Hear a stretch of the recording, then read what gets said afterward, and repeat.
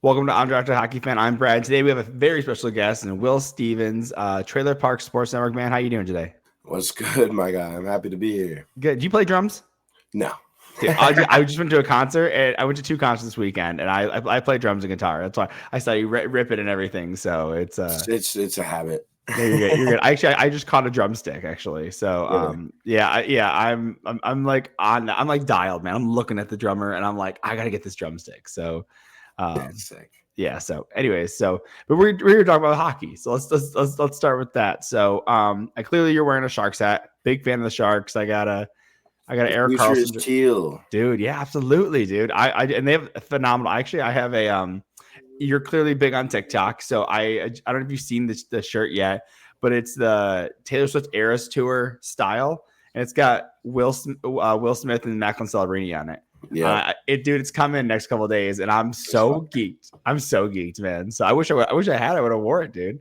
That's so fire. Yeah. So anyways, just kind of let's talk about your network a little bit, and then we're gonna jump into some of the hockey stuff. So, Trailer Park Sports Network. Now you're out of Alabama, clearly a booming hockey market. Oh yeah, huge hockey area. You know, yeah. Hockey center of the South, obviously. Clearly. Yeah. But Dallas, Florida, nope, none of those. It's Huntsville, Alabama, man. That's the place, dude. Yeah. So what's the closest team to you? Nashville Predators. Okay, so how far is that? Hour and a half. Oh, they're right up the road. That's way closer than I was going to be. So yeah, I go to Preds games from time to time. That's awesome, dude. At least now that I'm a fan of hockey, I go to Preds games from time to time. Tickets are not cheap. Oh yeah, I don't know if speaking of Taylor, we were talking about Taylor Swift with the shirt and everything.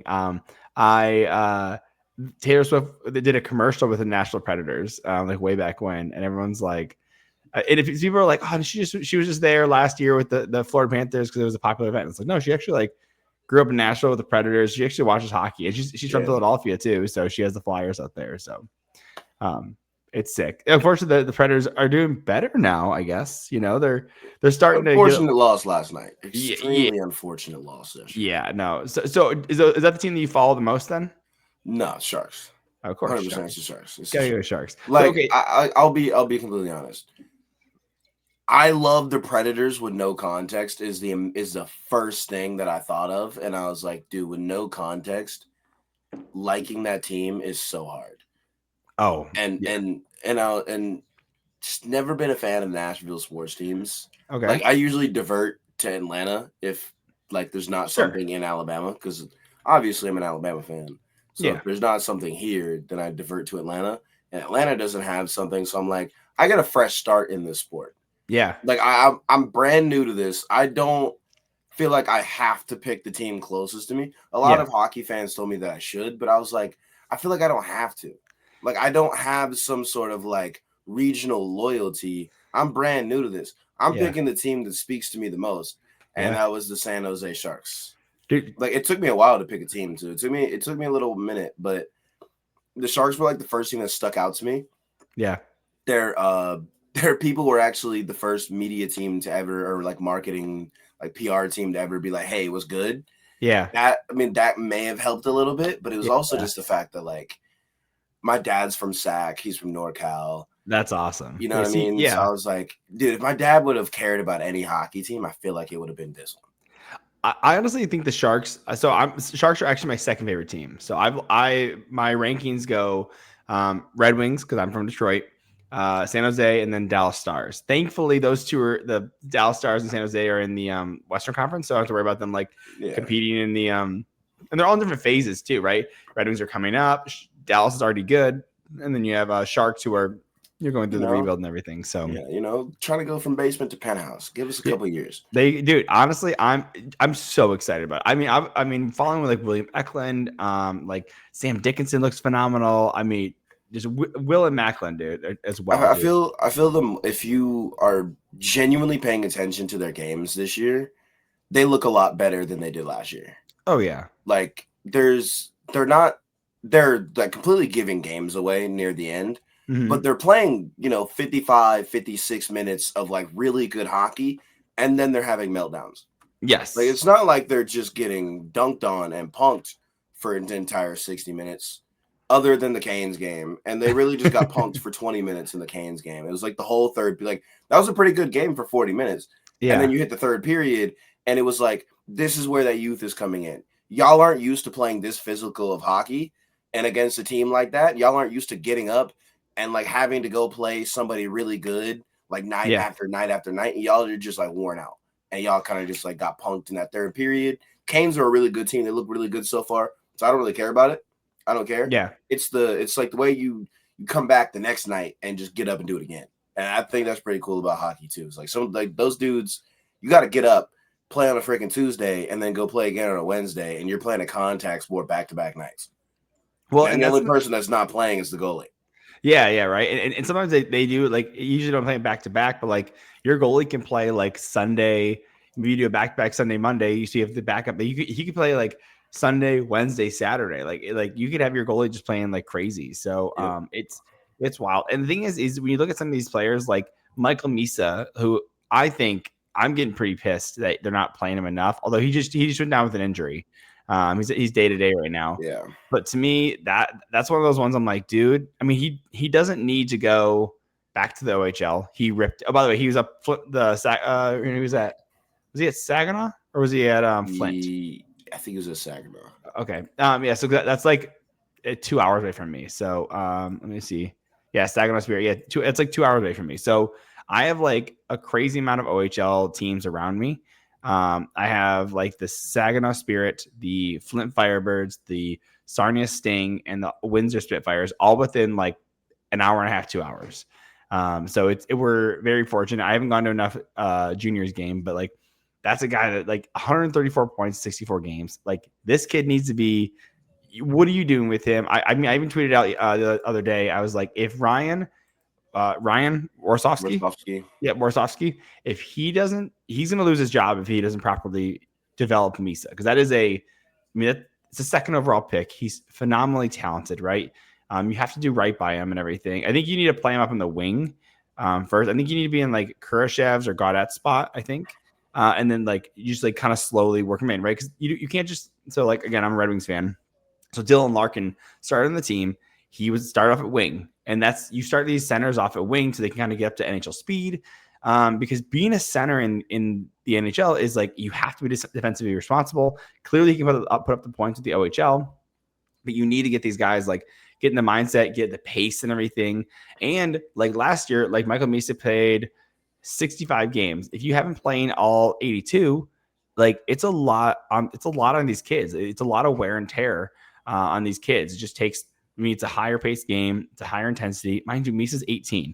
Celebrini like 19. Like Smith is 20. Like you look at like Dickinson is 19. Like it's like these guys are so young and everything. And that's the exciting part of it. But you have to understand like, hey, like chill, man. Like, yeah, like let these guys kind of grow. And that's what it's so exciting is they're growing up as a group and everything. So, and Mike Greer's done a phenomenal job. Like he's been on. He honestly, he could win top 5 GM of the year every year, dude. I mean, the Askarov trade. I mean, like, it's gonna find a way to fix the defense. Yes. Well, I mean, I think they're gonna flip Klingberg, right? They're gonna trade him. I think they're gonna trade Liljegren too. They could keep him, right? Because he's still 26. Yeah. And then you got Hao-Shi Wong developing. I think he'll be good if they, don't deal him at some point. Yeah. Yep. Yeah. So I was saying, do you think they end up trading Ferraro, or do you think they keep him? I think he ends up being a trade piece. You think so? I mean, you can get a first from easy. I don't know, but what do you think? Or I guess you don't know. I guess you're not there yet, where you don't know. I've only been here as a Sharks fan 7 months. Like I've done a lot of like looking into everything when it comes to this. So like I watched way too many Sharks games. Yeah. Like I was on YouTube all summer, just like reliving. I watched the entire 2010s playoffs. Like every single 2010s playoff game that I could find on YouTube, I watched every single one of them. I watched the Sharks lose that series against the Kings. I watched that reverse sweep. I sat there and watched the whole thing. It was painful to watch, and I guarantee it was a million times more painful for Sharks fans to watch that as it was happening. It's brutal. So did you see the 2019 one? Oh, dude.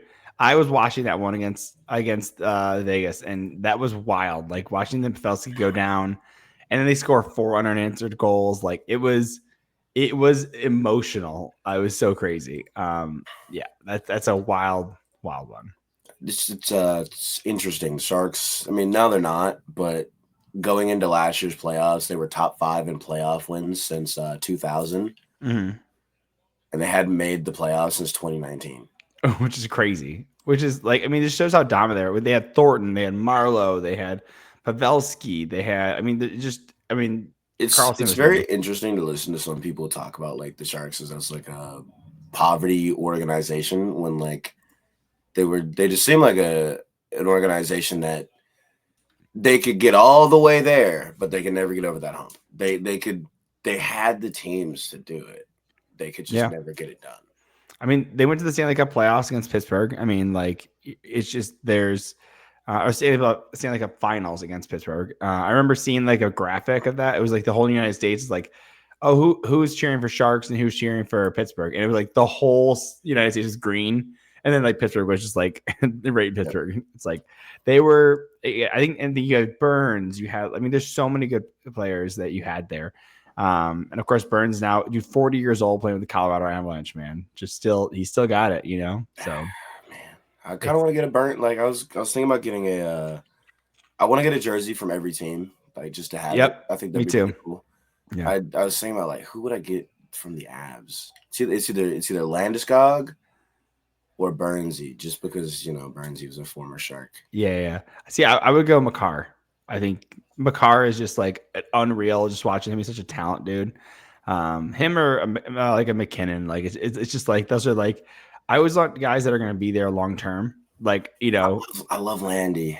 I know especially Warrior, as a new fan, it's crazy to like for me to pick like him of all the players on the team because I've only watched him play like 10 times because like he came back. It's all he's played. Yeah, like since I've been a fan, he's only played a few games, but like you just sense like the energy change once he got there. Yeah, absolutely. Well, that's one of the things that they're like. Go ahead. When you get like, it's just like you got your captain back, and it really showed. And like that's something I've like really noticed about hockey is like the dude that's wearing that C is wearing that C for a genuine reason. Yep. Maybe some places you kind of just have to give somebody a C. Mm-hmm. I feel like New York isn't in an amazing position with their dude. Captain. I don't think they're in a maybe a story for another day. No, go ahead. Or a later time. No, I just honestly don't.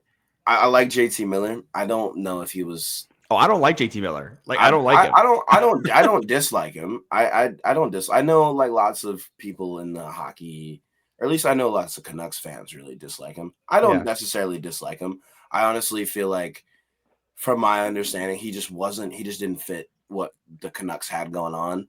He just really didn't fit that. And I just don't think he's the guy to be the C in New York. Yeah, so you can't win at the crib. Like you're 0-5-1 at home, but you're 6-1-1 on the road. That does not make any logical sense. Dude, but this hockey thing is cool because like the captains, like everybody that's a captain on their team, they're a captain for a genuine reason, and you can tell whenever that captain steps onto the ice, whenever if they got hurt or something, once they come back, the team dynamic it changes a little bit. And it's like, whoa, they missed that guy. They needed that guy back on the ice. Like, well, and that's with Gabe, man. You can feel it. Like I love that guy. Oh yeah. Well, and that's the thing is, so it's funny that because JT Miller was originally drafted by the New York Rangers. So, which is crazy to me that you're like, oh, this guy was like drafted by the New York Rangers, and then Steve Eisman traded or got him from the and brought him to the Tampa Bay Lightning, and then traded him to the Canucks. Of course, signs a big deal with them, and then of course goes to New York and back to New York. And to me, the one thing that I had a hard time with was like when he slapped his stick on the back of the net to tell his goalie to go. I was like, I get it, but also I'm like, dude, I felt like I was like, dude, that's disrespectful. I felt like it's that, but there's some little stuff I like about him.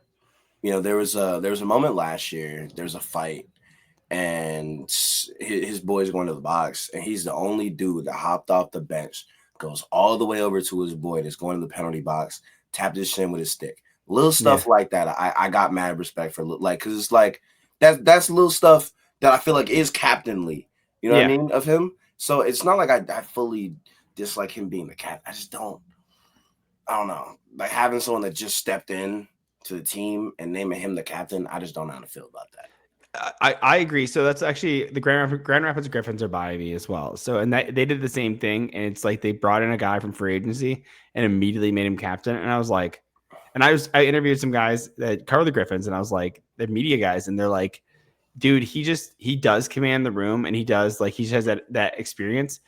I feel like if you're an original 6 team and you trade for a guy and then you suddenly the captain, I'm like, I have a hard time with that. And again, by the way, like if they're happy with him as captain, I'm happy for them. Great, good job. Like if you guys, because that's what they say is that it's not necessarily the coach who picks it.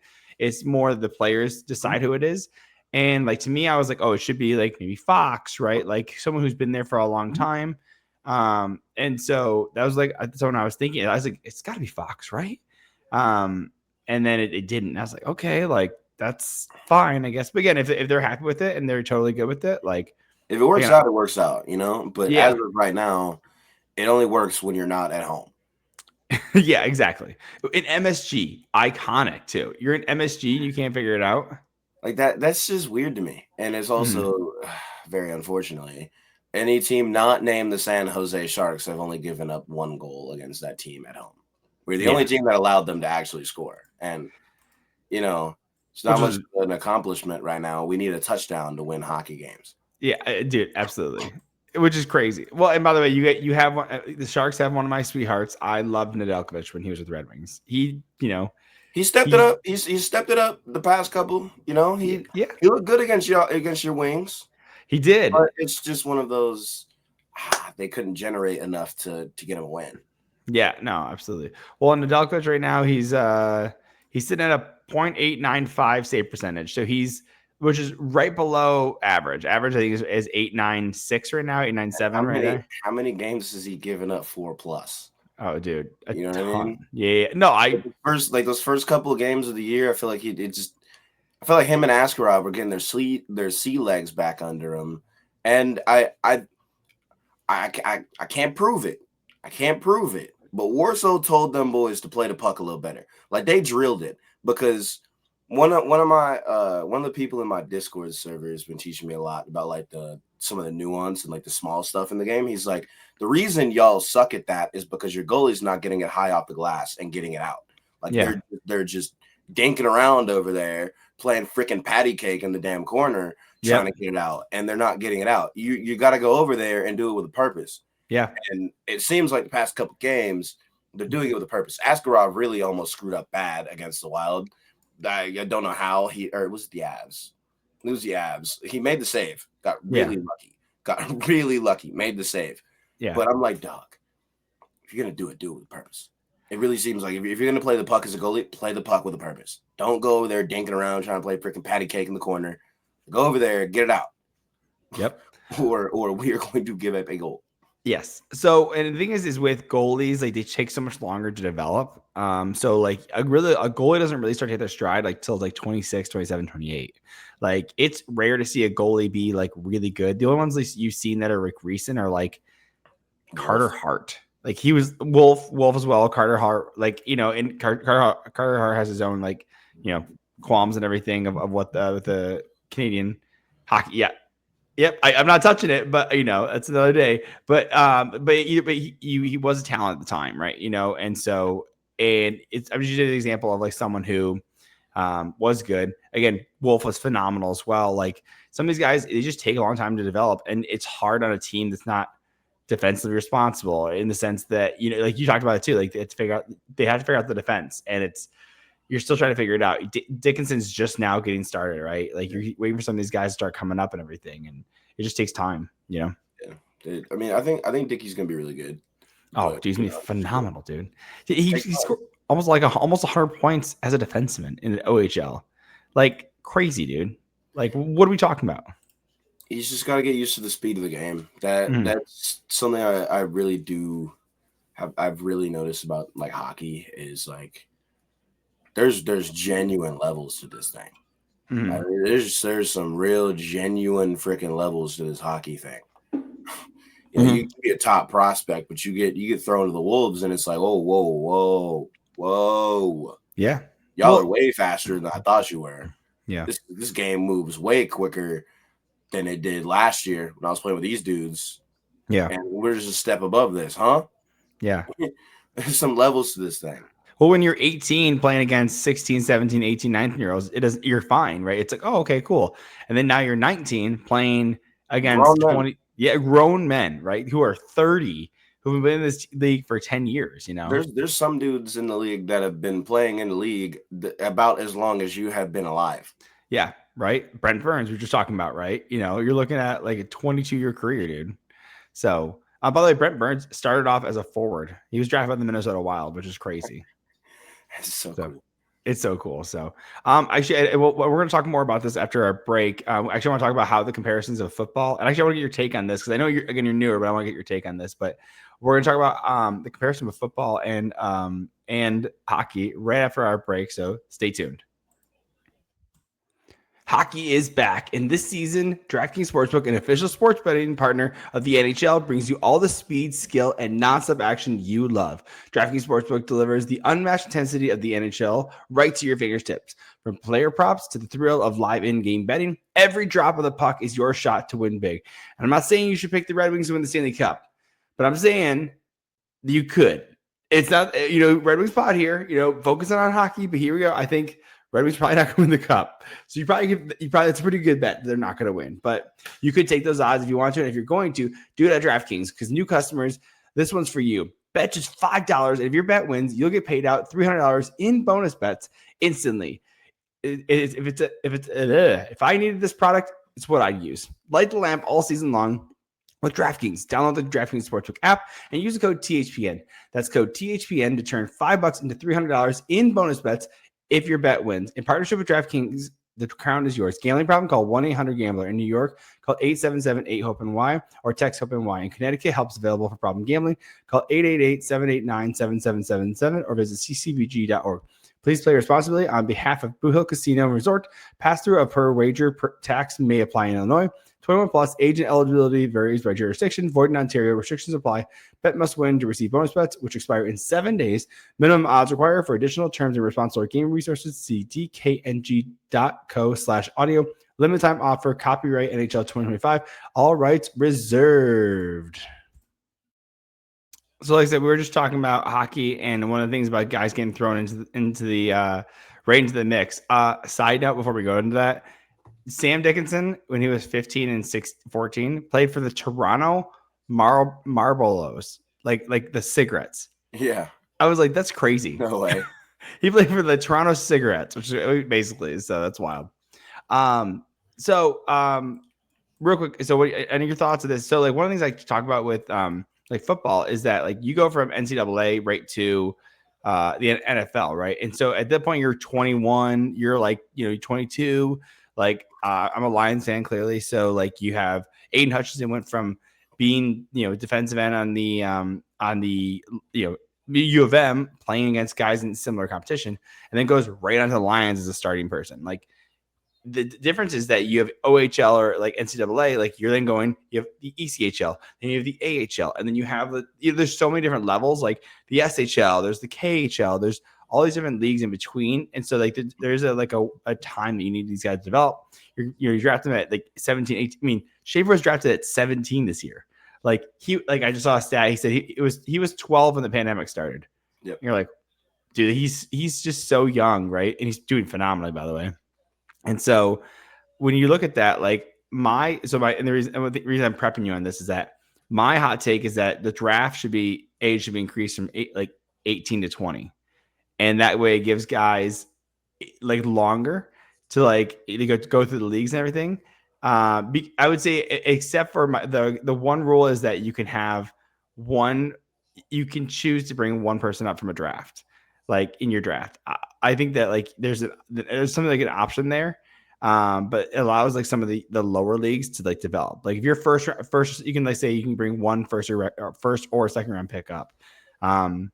I don't know. There's something there just to give these guys a little more time to develop. Although I'm saying that, and I'm watching Emmett Finney just be nails this year. Yeah. So I don't know if you have any thoughts on that. I like the way it works now. And the reason I say this is because it's a lot different than football, where the reason the draft age is the way that it is because you don't have those developmental leagues for your draft picks to go play in before they go hit the main show. There's a reason they got to be 21 years old before they get drafted, or 21 years old or 3 years removed from high school football. Yeah. Before they're draft eligible, because you're playing against grown men and there is no developmental leagues. You have the ability for a 17-year-old kid from Europe to get drafted and then stay in Europe for 2 years, develop, and then go to the NHL if he wants to. Yeah, true. You have the steps for them to do that, and part of it seems to be draft rights anyway, where not all of these guys are getting drafted immediately going. It's a lot of them. You have a lot of guys get drafted and then they'll still go to the NCAA, go play a couple of years, and this team still holds the rights to them. So whenever it's like, all right, I think I might be done with this NHL or this NCAA hockey thing. Let me go play for the Wings now. Yeah. Let me go do that. And okay, cool. I got to play on their AHL team, whatever, but I somewhat agree with you. Like definitely the age, plays a little bit of a factor. It'd be cool to, for them to have to get drafted a little later so they do genuinely get more time to develop. But you have it's like, I see it the same way I see baseball, where it just makes sense because you have all of these developmental leagues for them to hit before they hit the show anyway, where a lot of you have to be you kind of need to be a special talent to play in the NHL under 20. Yeah, true. Like most of these guys that are playing in the NHL under 20, they're either in an absolutely screwed situation where it's like, yo, we got to throw you to the wolves, big dog, because we don't have anybody else, and you were deemed generational by this media outlet, so go be generational, please. Well, you see guys like Ben Kindle on the Penguins. You're like, where'd this kid? Like, he was 11th overall. Like, everyone was talking about that was a bad pick, and he is lighting it up. Kyle Jacobs did a great job in that pick, so it's impressive. Yeah. We talked about hockey quite a bit. Can you talk about your sports channel a little bit? I mean, clearly you've been doing really well on TikTok, and that's where I found you. That's where we're messaging everything. So, talk about your sports channel. Man, Trailer Park Sports Network. You don't show up to the trailer park and expect normal people stuff. It's kind of like the way I've run it for the missing teeth and everything, or like you don't show up to Trailer Park Sports Network expecting regular sports and regular sports coverage, and like what you're gonna see from ESPN. Like, I've been slacking a little bit, but I try to cover niche and small market stuff because I know, like, as an athlete myself, somebody that played very small level college football, I know what it's like to be an athlete and work your tail off or something and just get zero recognition for it. Yeah. And I try to exist in the sports world of stuff that just doesn't, that ESPN is just too lazy to touch. And I genuinely mean just too lazy to touch. Like, there's a lot of sports out there, wildly entertaining. Swimming, competitive, like high level competitive swimming is one of the most entertaining things in the world. If you understand what's going on and you're like really locked into it, it's insanely entertaining, and it's super hard. It is super hard, and stuff like that just gets, unless it's the Olympics, nobody's touching it.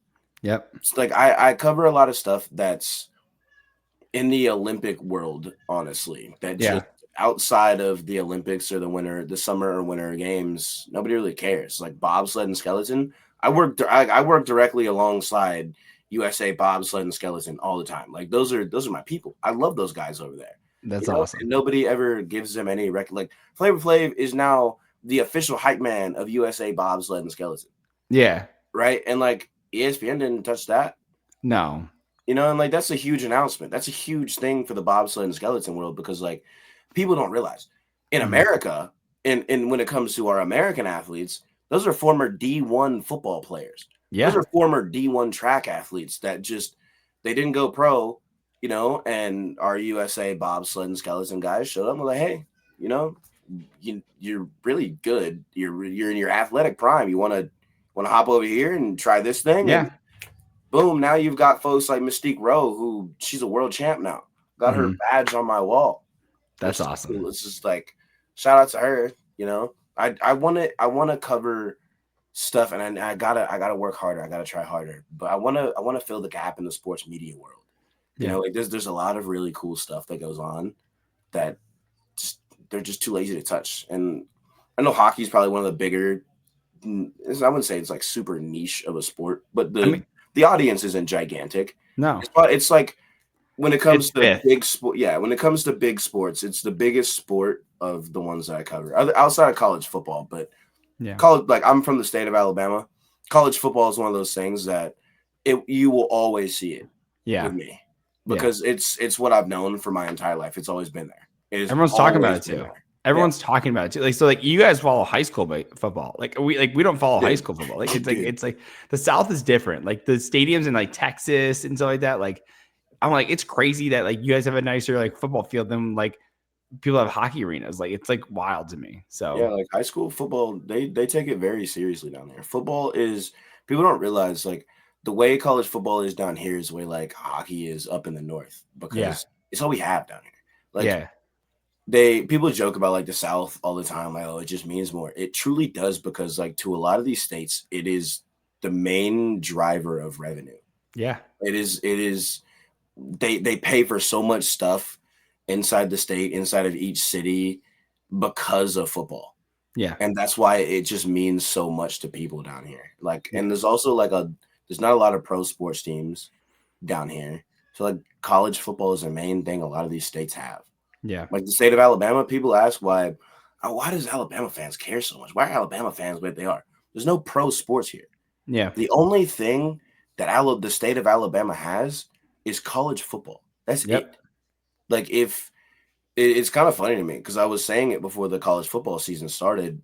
Alabama or Auburn needs to figure their stuff out, because the state of Alabama is not ready for an Alabama fall from grace, while Auburn is not good.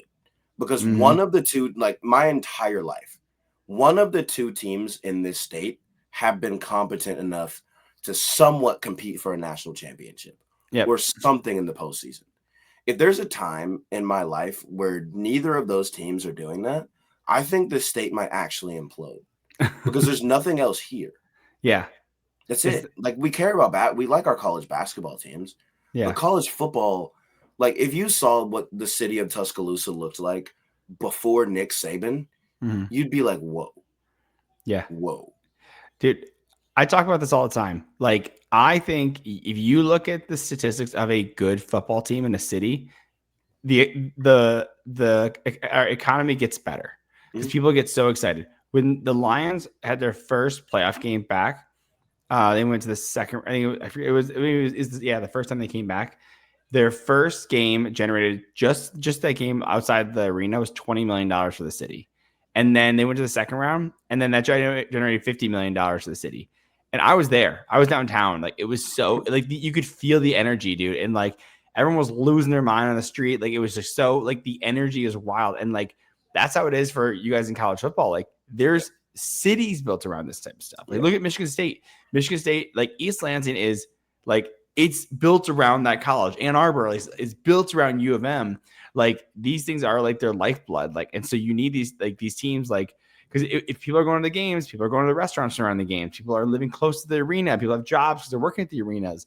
Like, there's a lot of these things that are happening that just allow, like, I think it was I watched a documentary, and they said that just for one game, I think it was at like a NFL, there's 300 people on staff to cook just for one football game.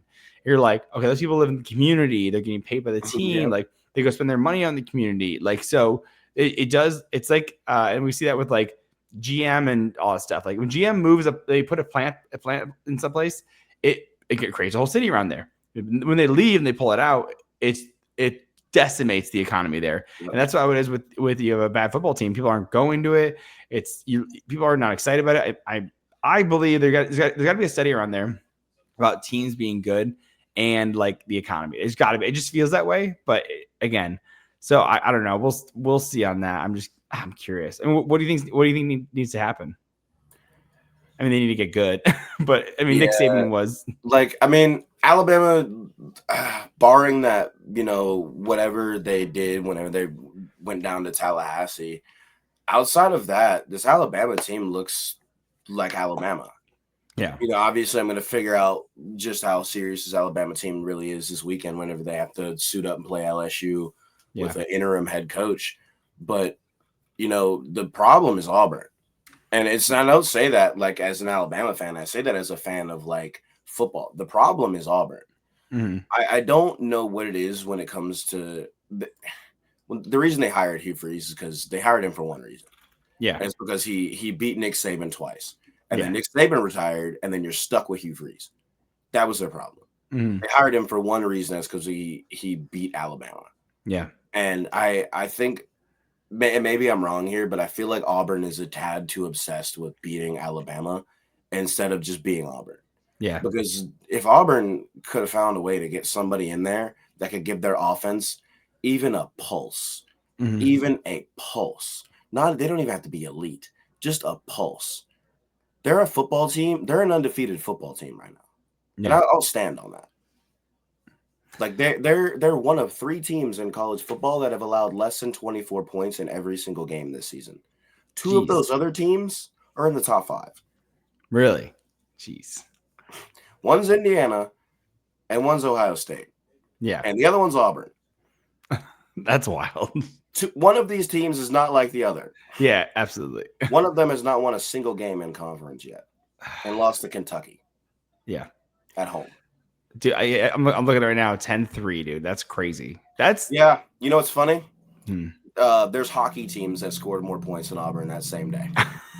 There are hockey teams that scored more points than Auburn did on Saturday. Yeah. Yeah. I don't know if you're on. I don't know if you're on Twitter. Did you see the team that won 26-0? Oh man, Oklahoma State, baby, dude. I love my ACHA. I love my ACHA, man. Yeah, dude. I think it's Division 2 as well. Like it was just crazy, man. Like I love working with club hockey. Actually, this weekend I will be working a college hockey South tournament, the Veterans Classic in Huntsville, Alabama.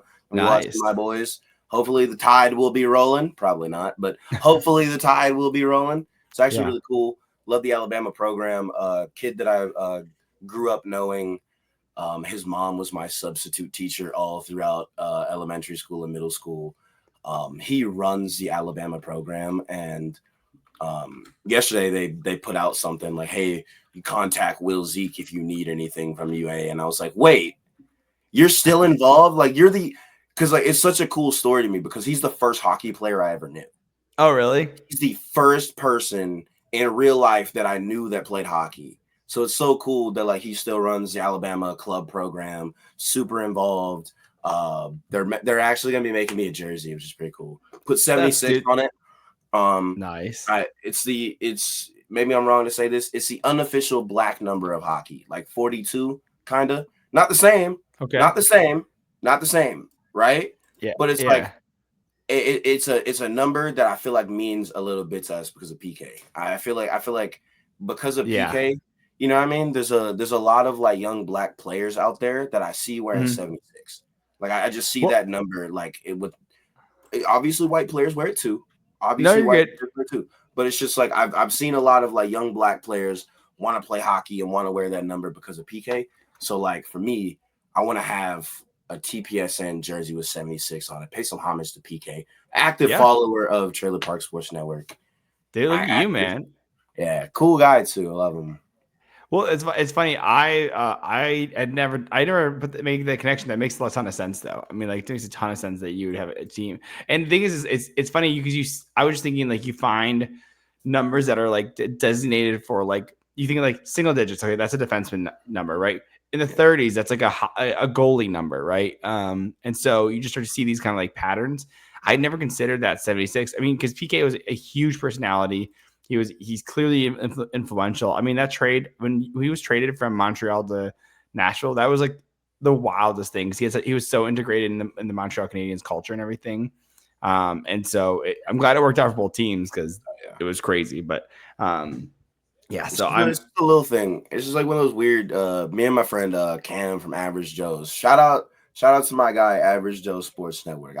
Anytime I want something, gotta shout him out. He's also a great creator. Smaller, definitely much smaller than me, but dude, he's freaking cooking does a lot in the women's sports world as well. Like he's doing a lot when it comes to like trying to cover both equally.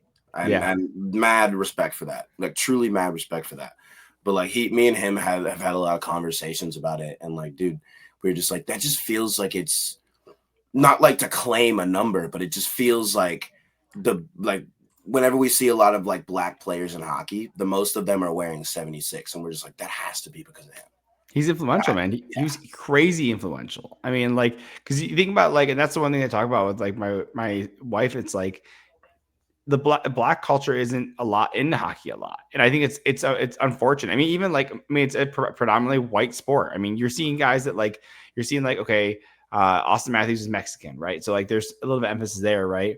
But a lot of these stars are just white dudes, and I think that's like a disservice. Like, so that's one of the things I want to do. I want to do like a tournament out where I'm at. Again, we talked about roller hockey before this. Like, that's accessible. You need a stick and a puck, and like, there's parks out here. There's a ton of like roller parks. Again, you don't even need skates, dude. You can do shoes. That's what we did when we were younger. We just did shoes. Yeah, dude. There's so much access there, and I think that's one of those things where it can be right, and that's where I'm like I was genuinely. I was telling my wife because I couldn't find a place, and I was genuinely going to go to city council and start petitioning for a rink, dude. Because it's to me, it's hockey is one of the most underrated sports in the world. That and lacrosse, like those are my two ones that because I played lacrosse and hockey, so in high school. So, and then I told I was talking to my boss, and he's like, I'm like, oh yeah, I played lacrosse. I was a goalie. He goes, that makes sense. I'm like, what do you mean that makes sense? He's like, yeah, a little screw loose. I'm like, yeah, just a little bit, Shout out to the NLL, National Lacrosse League. Dude. Season is right around the corner. Something I feel like hockey fans would love box lacrosse if it had it's so the accessibility to like watching it was a little bit better. Yeah. And I love the NLL. I'm friends with PLL too. Oh yeah, I'm actually, which is crazy to me. I've become good friends with Pat Kavanaugh now. That's awesome. Which like blows my mind because like I've told him before, like, dude, I've been watching lacrosse since your brother was at Notre Dame. I remember your come up, like whenever you graduate, like you're only a year older than me, so like I remember your recruitment and all of those things when you went to Notre Dame. Like, dude, I've watched your whole career play out. Essentially, you and both of your brothers' entire careers like play out. And now we're just like casually friends. And he's like, and I've talked to him about it. And he's just like, if the NLL had the promotion like machine that the PLL had, it'd be unstoppable. Yeah. It would be like if those two leagues could set aside their differences and just be like, this is lacrosse and we need to grow the sport as a whole.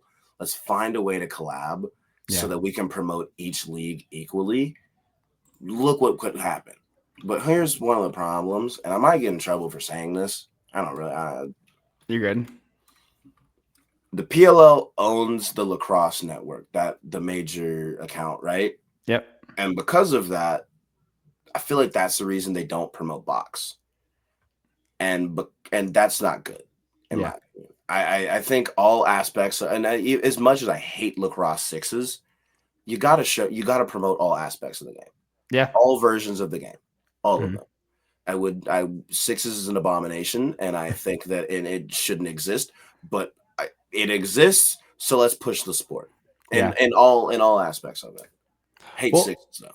Well, and that's something that you see with the PWHL. Like there was two women's hockey leagues. There's the Premier Hockey Federation, and there was a WWHL. And women's and so you have they just dismantled the two leagues, which upset a lot of people because there's a lot of women that played in those leagues, and now you just have the PWHL. Like it is now. This is it. This is the standard. We're running with this one, and we're putting all of our energy into this. And so, and women's hockey is thriving now. They just went from 6 teams. Now they're at 8. They're at 8 teams now. Seattle and Vancouver both got teams. Yeah. And so unfortunately, it would be some like because NLL and PLL are similar, just a couple of point change rules, right? There's a 2-pointer from outside the box. And one's indoor, one's outdoor. Well, I thought is the MLL's gone. Okay. Okay. So yeah, I've been staying close enough then. Yeah, So MLL died because like all right. PLL. Yeah, 2019 or it was like late 2018. It was early 2018. Paul started Yeah. the process of making the PLL. 2019 was the first season. It was like 2020 the MLL folded. Okay. Gotcha. Okay. And then the PLL just bought the MLL. That's how you Yeah. got the Boston Cannons back, and you also got the Denver Outlaws. They To bought the me, rights to both of those back. the PLL should almost. I mean, because to me, box is I think so they should have cool. just left it like college, and they should have left the rules the same. I enjoy except for leave the 2-point line. You can leave that. Yeah. Should have left the field full size. Yeah. Because the field is smaller. They want the game a little bit faster, and I Mhm. understand that. I do wish they would have just left it the same as college rules, because you make some players a little less effective. Like there's guys that are really good in the college game. They just can't play in the PLL because it's faster. Yeah. Like we've got dudes that play attack that get moved to midfield because it's like this game moves so fast. There's no reason for you to play attack anymore. We need you to be coming downhill and just be a dodger, go score. Well, and that's how it is in the SHL. The SHL it has bigger ice for hockey, and then you come over to the NHL and it's all smaller ice, and you're like, oh, dude, this is like some guys. Yeah, it's way faster, and the guys don't have the room to be able to move either, right? So they're used to dangling around guys, and now they're just getting crushed because there's no space. Yeah. Yep. So and it's wild, man. Like I said, I like lacrosse is so cool, and I think the problem is you need guys that are who are just gonna like kind of. I mean, Paul Rabel just kind of like not like bullied his way, but he's like, hey, I'm gonna do this now, and it's like you have it's NBC that owns them, right? It's ESPN now. Oh, ESPN. Okay, so it's like now, hopefully, there's. I mean, and problem is with ESPN. I think they just acquire them these leagues, and they don't give them the right promotion. Like if you have NBC who primarily has this is their sport, right? This is their focus, then it gets the love.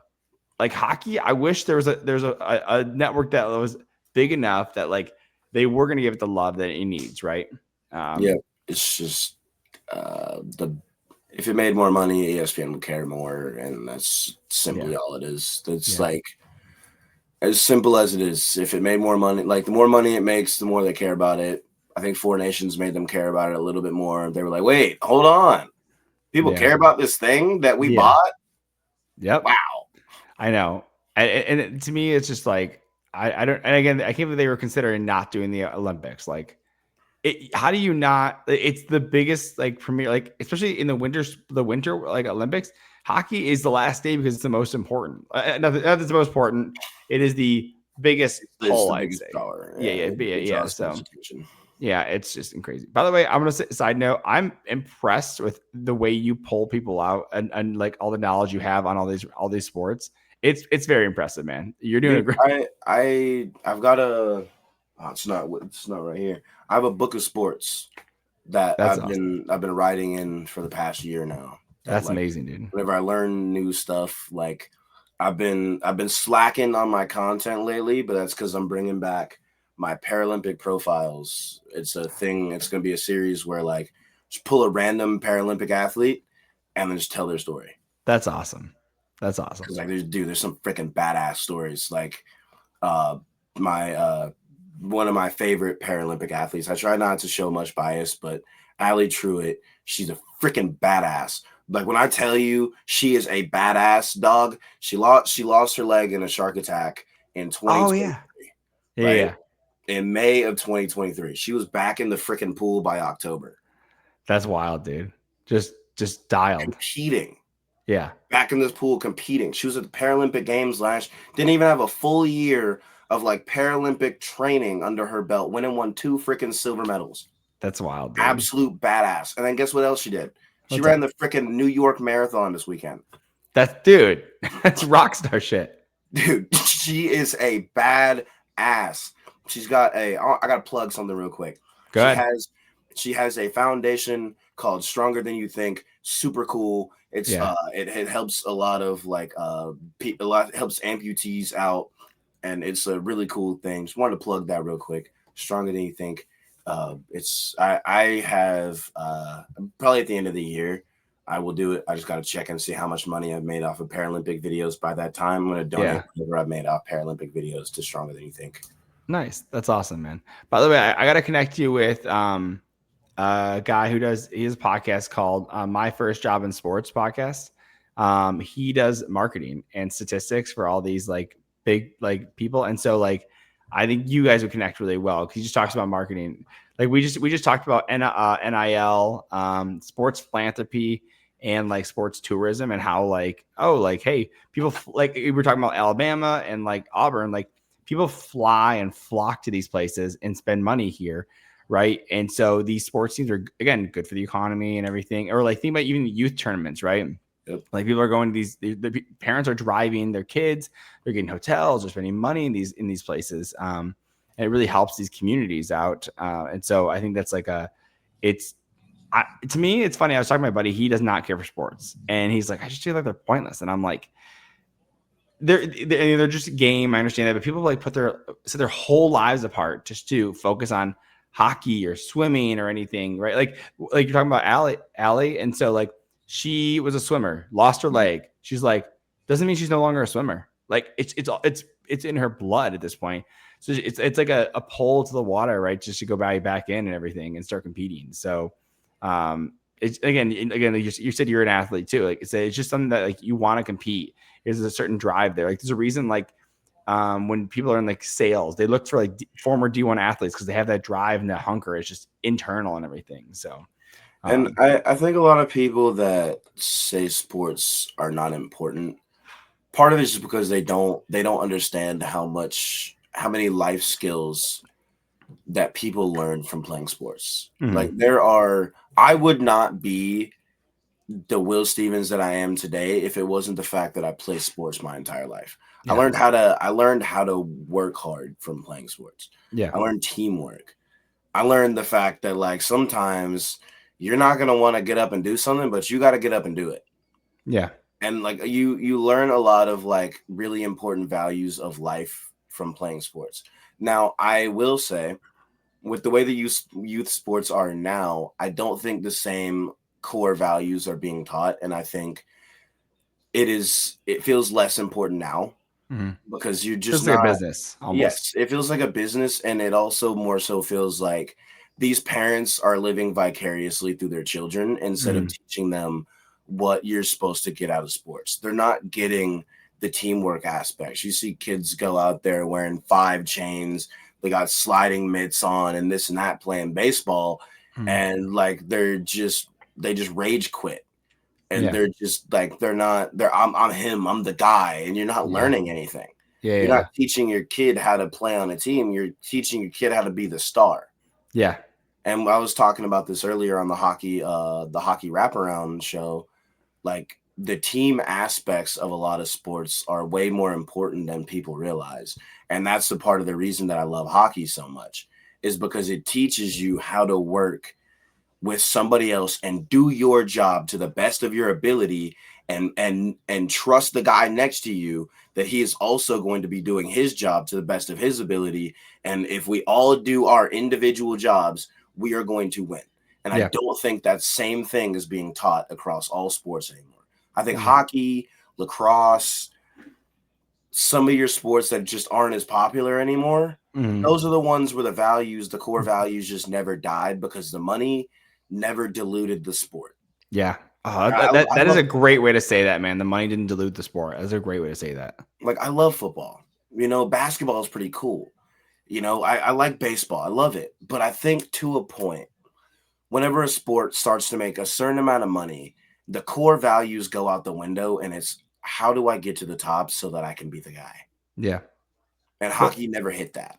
Well, look at McDavid. Yeah. McDavid took a haircut. Like he was making 12 and a half. Yeah. The big value deal. Yeah. Yeah. He is now no longer the highest paid player. Like he's like, I'll sign an extra 2 years. Like someone even said, like it's a prove it deal, but it's not a prove it deal for Oilers to McDavid. It's McDavid to the Oilers. Like it's like he is absolutely the best player, and he was undervalued before this contract, and he still continued to be undervalued. And it's just crazy to me. Like, and again, that's where every time, like we just saw Aiden Hutchinson sign a new contract.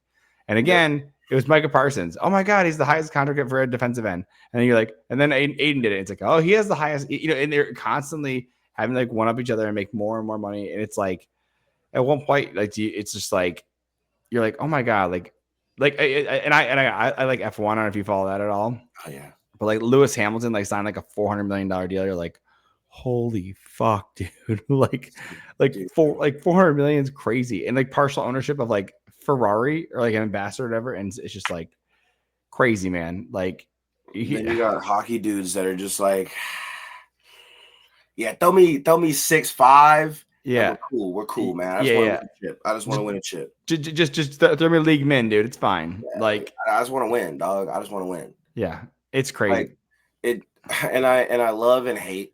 I love and hate it so much. Yeah, I love and hate it so much because I love it because I love that hockey players are like it's team over everything. Yeah, but I'm also one of those guys that knows like you're simultaneously screwing over some other guys that are better than you or just as good as you because they're going to look at this, that the team that they're on is going to look at this deal and be like, well, we know you're worth this much, right? Mm-hmm. But this guy took this much. Are you sure? Yeah. You sure you're not willing to take this much? And it's like some guys are just going to inadvertently take a pay cut because another guy decided to take one to win. Yeah. And like obviously the dudes that want to get paid, they're gonna get their money. But I do somewhat enjoy guys like Kirill Kaprizov just saying, screw it, I'm gonna take the max. Give me it. Yeah. Give me it. Because it's like some other dude someday that's better than him is going to get a bag because of that. Yeah. I don't think it screws the market. I don't think it's like I think hockey is more, I think the market is more stable than football where a Deshaun Watson isn't going to come in and completely destroy your quarterback market. Yeah, yeah. Like that one contract destroyed the quarterback market. You're not gonna like the Kirill Kaprizov deal is not gonna do the same thing to the NHL. No. And people have been talking about like Kirill is overpaid for what his position is. Like that. Cool. Everyone talks about that. Well, everyone talks about that with Buffalo. Like there's a Buffalo tax, they call it, and it's like you're gonna have to pay it for an extra year and an extra $1 million. Like. You think Dahlin is paying $11.5 million a year, and he's a top, he's a top 10 defenseman in the league. I think if he was anywhere else, he'd make 10. Because like, is he the same as Erik Karlsson? No. Is he the same as like a Drew Doughty? Who you're paying these like huge figures? It's like, but some teams because they're not as good. I think that's one of the reasons Kaprizov I think signed for 17 in Minnesota because they knew they had to keep him because I don't think Minnesota's ever been to a conference final. Like.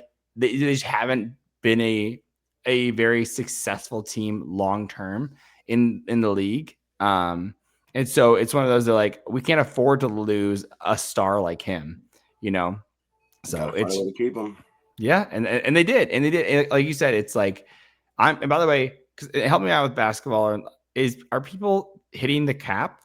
Like because isn't LeBron getting paid like a 1-year deals and hitting the cap every time? Yeah, they're like they're touching that cap. Like that's actually why the Luka deal happened. I know we talk about like all the other things. The Luka deal really like there's a major part of that where Dallas didn't want to pay him his supermax. And if he stayed for one more year, he was eligible for a supermax and he was going to sign that. Yeah. Well, and think about this, like Kirill is the highest paid player at 17 million. The cap is a little over 20 million. Or almost 20 million. Yep. And it's like he's still not there. He still has another 10% plus. Like, and McDavid could have signed that if he wanted to. McDavid could make the max and he's still be underpaid. Like, and you talk about the team sports as well. Like, you can drop McDavid on the Sharks, they're still not a playoff team. Like, that's what you're talking about. Like, you put LeBron on most teams, or like Giannis, or like one of those guys. Like, you can fix an entire basketball team with one dude. Absolutely. Yeah, absolutely. And that's where I'm like, because McDavid's playing 20 to 25 minutes. And that's a lot. Like that's a lot for a player, right? And so there's another 35, 40 minutes that has to be filled in by other players. Like they have to be available and everything, and they have to be good enough because the other team's going to put their better players out there with your worst players, right? Like, it's just a strategy. And I will say, like the finals kind of screwed them, because you had to play Dry and McDavid together because you lost Hyman, and it was that you could feel it. Yeah. You could see stuff like that. Well, I'm wondering. I guess. Well, I want to hit on one other thing. How'd you? So you had? I think you had a ranking of 5 teams when you're picking teams, right? Because you end up with Sharks. Mm-hmm. What did that end up coming out to? Your top 5. You remember? I know the Sharks. Carolina was on there, I think. Yeah, Wings, Canes, Preds, Stars. Okay. So, dude, you have all 3 of my favorite teams on there, dude. That's awesome. Who's your dark horse team that you're like, man, like I just want them to be good? Like for me, it's Columbus. I just want Columbus to be good, man. Like I have a huge heart for them because I want them because they're a small team and like they shouldn't have got a team probably way back when because it's such a small market. But to me, I've always liked Columbus. And also like, unfortunately, like this is before Johnny died and everything, but like I had like this, I love this prospect. His name was Matthias Kivlenix, and he died in the firework accident in Michigan. And actually, it's like no joke. It's like 30 minutes from my place right now, and it was just crazy. And you're like, dude, you lose the goalie, your big goalie prospect, and you lose your Johnny Gaudreau, your star, and it's like I just want them to be good so bad, dude. And so I don't know if you have a dark horse team that you're just like, man, like you don't follow them nicely closely, but you're like, that'd be really cool if they did well. Like I like Buffalo too. I think Buffalo it'd be cool if they did well. At some point, it's the Habs. It's the Habs. It's the Habs. Get out of here. Okay, okay. It's the Habs. It's like I won't get into it. They're definitely close to my heart. Shout out, there's like one of my followers out there. She's really great people. Yeah. They'll always be close to my heart. Love that team. And now after like being to Montreal, I haven't been in the Bell Center, but after being like to Montreal and everything, it's the Habs. I also met Demidov too. So, dude, how was he? How was that? Cool guy. Just loves playing hockey. He's there's no way to get a smile off his face. It's like as soon as he steps on the ice, the whole time during that Warriors shoot that he was on the ice, he had the biggest freaking smile on his face. And he just loves playing hockey. And I root for his success. I like Cole Caulfield. It's the Habs. Like if any Canadian team breaks that cup curse, I hope it's Montreal. Dude. I got your Habs hat right here, dude. I'm wearing it, dude. I'm rocking it. So, dude, I would love to see Montreal go make it happen. Like they're just such a fun team to watch too, and then maybe it's also because I understand they were like the Sharks, where it was like rebuild and they got a bunch of young talent in, and it's just now it's starting to click. Like it's starting to like, oh whoa, all that young talent and all those things they were trying to move around and stuff. Yeah, they were cooking. They had a plan, and it just had to simmer a little bit. But now they're getting there. Maybe they're still a couple years out. Seems like from like a true like playoff push to where it's like, yo, we're going deep. We're gonna make a run. But I want that team to be successful.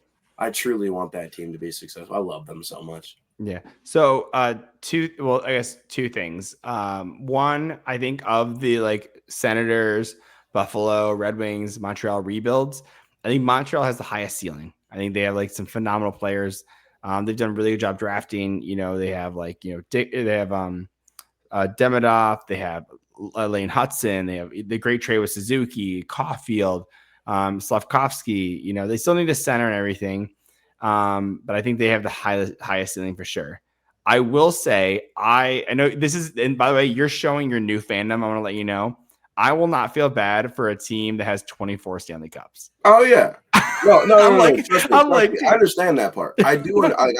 I full and well understand that part. I don't feel bad for them or anything. Yeah. That's a team I just want to be successful. I like Montreal fans. I really do. They love their hockey. Oh, like what I mean? Like they love their hockey team, and I like that team. Like they're it's a fan base that's never given me any problems in like doing this whole TPSN thing. Like even when I said like, hey, I'm not going to choose a Canadian team. Like that's rule number 1 for me is I can't pick a team in a Canadian market. And they were like, you know what? As long as you don't hate any of us, we don't care. And I was like, dude, that I'm an honorary Habs fan. Yeah. You know, I do like them. So I guess like the Jets too, just because like the Jets are back. Okay. You know what I mean? Like they got brought back. You know, I'd love to see them have success, but I guess that'd be my two. The Wings too. I'd like to see them find a way to like make it all work. I love watching them right now, even though I've said it in a bunch of videos. There's no way in hell this is sustainable. Oh, this success for sure. Yeah. Like now, do they still make playoffs? Dude, it's crazy. I had them finishing 7th in their division. Like whenever I did my division predictions to start the year. Yeah. I was like, dude, there's no way they're gonna like. I felt like they regressed between last year and this year. I was like, dude, I feel like they didn't really do much. They didn't. The off season, they got Gibson, but like they're cooking. So hey, shoot, if it ain't broke, don't fix it. Yeah, Larkin. I love Larkin. I hope Kaner comes back soon. I'm a big fan of DeBrincat. Yeah. So I was to say, how do you feel about the Yzer plan then? I don't know how to feel about it. Okay. I mean, you're newer, so I understand you haven't gone through it all and everything. So I wasn't sure on how your feelings on that work, because it's like, if it works, it works. Completely, dude. I mean, I don't disagree, but it's one of those where you're like, I mean, I'm full blown, like I have an Irishman jersey. Like I have an Irishman jersey from like 25 years ago. Like I have that one, and I have a Shanahan jersey. Like they were given to me by my neighbor and everything. I'm wearing my Raymond right now, just because it pops and everything on the camera.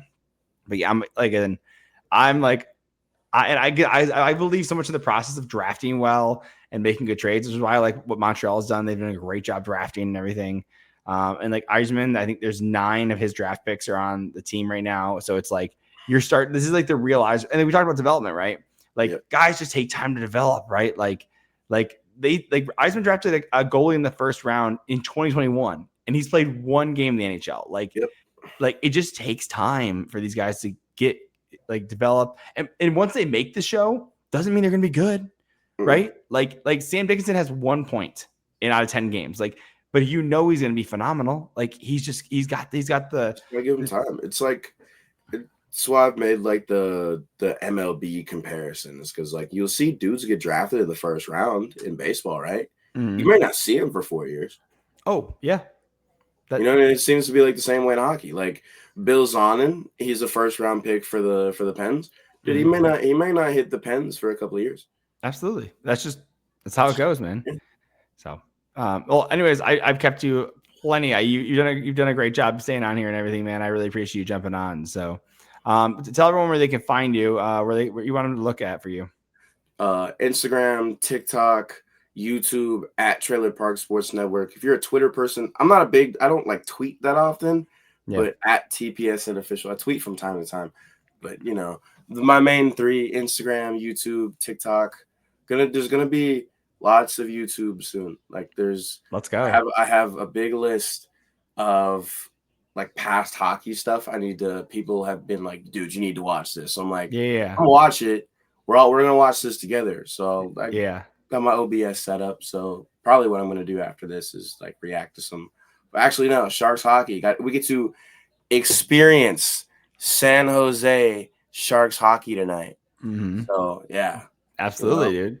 Of course, I think again, Misa's out, but yeah, dude, they're a freaking rocket. I'm so excited and again, I'm so excited for the Sharks, man. It's gonna take a while, but hey, if they score a touchdown, it seems like they're gonna win. So let's score a touchdown tonight, boys. That's all it takes, no big deal. So, well, again, I appreciate you jumping on, man. Like I say, go check them out, like, subscribe, go to YouTube and TikTok and everything. That's where I found you, man. Like that's where I saw you popping off and everything, talking about hockey. So. I was there before you started picking teams and everything. So, like I said, you've been doing a great job, man. Keep it up, and I'm excited to see your journey, man. Yeah, I appreciate it. Appreciate the opportunity. You guys have an amazing one. Appreciate y'all. Thanks a lot. Appreciate it.